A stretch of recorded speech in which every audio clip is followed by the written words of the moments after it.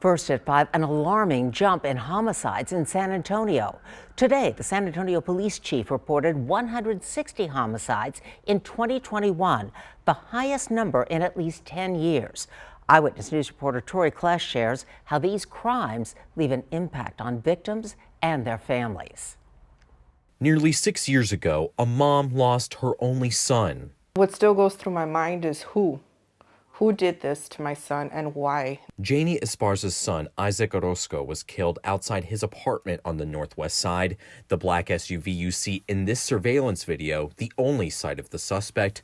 When Esparza sees 160 homicides reported in San Antonio in 2021, it's concerning. I don't understand how these people could live with themselves, knowing that they know something, who took my son's life or somebody else's life. Police Chief William McManus says most of the cases are random or not connected. I attribute a lot of this, and there's exceptions, believe me, there's exceptions, but I attribute a lot of this violent crime, I attribute a lot of it to high-risk behavior.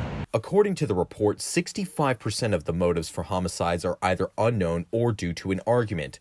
Chief McManus says another challenge is getting victims and witnesses to cooperate with police. There's a lot of folks that are getting out pre-trial. Low bond, no bond, even for violent crimes. So people are afraid of retaliation, and justifiably so. San Antonio's Public Safety Committee called the statistics sobering. They asked the police department to come up with recommendations to address crime at their next meeting in February. People who lost a loved one like Esparza also want answers. I'm sure they wouldn't want somebody to stay quiet.